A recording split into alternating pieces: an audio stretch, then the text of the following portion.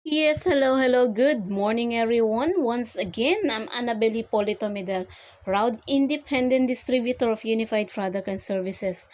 Our step-by-step tutorial for today is paano nga po ba tayo maglalagay ng ID sa ating system. So, it's the first time, sa mga first timer po, sa mga baguhan, na paano po ba maglalagay ng ID sa ating system ng Unified Product and Services at paano po ba mag-upload ng video sa ating KYC. So, ito po, punta na po tayo sa ating Unified Product and Services.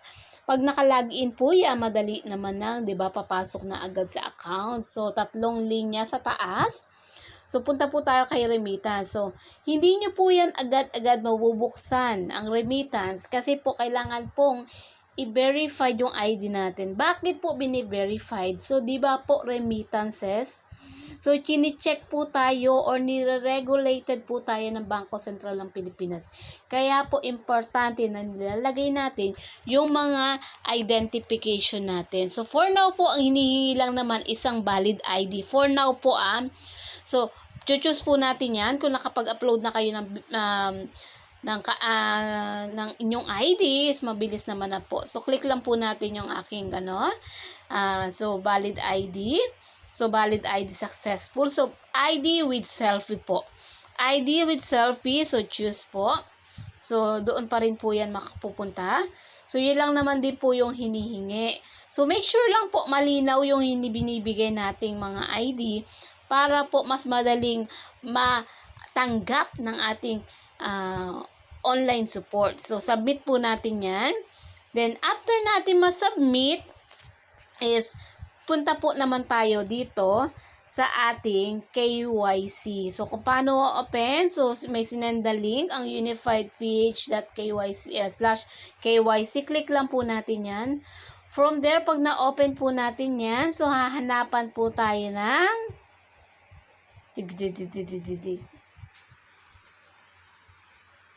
reg code. So, ilalagay po natin yung reg code ng account. So, it's G0080765.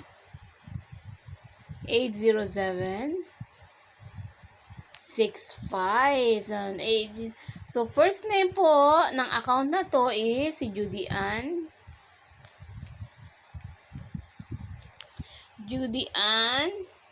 Last name is Hipolito.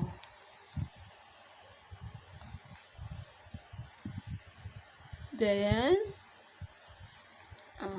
28/1982 yung email. So, selfie of the camera. So, 5 seconds selfie video. So, dito po tayo sa sa upload sa may arrow pataas. So, i-upload lang po natin yung video na na-receive natin. At the same time, so ta-type lang po natin yung verification code. So, 3 U G M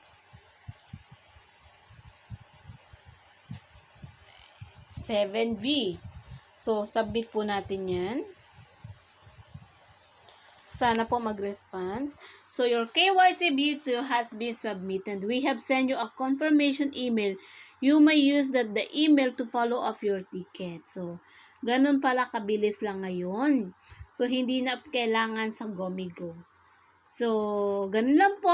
At tignan natin sa email natin, ha? Para po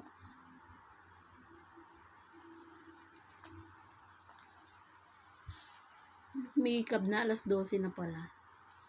So, KYC, imagine, so ang bilis ng reply ng KYC natin. Your ticket has been created with ticket ID 606 and subject KYC. Someone from our customer service will review and respond shortly. Regards. So, ang bilis lang po ng response ng ating online support ngayon. At sana po nakatulong sa mga baguhan ngayon. Once again, I'm Annabelle Hipolito Medel, proud independent distributor of unified product and services. Good morning.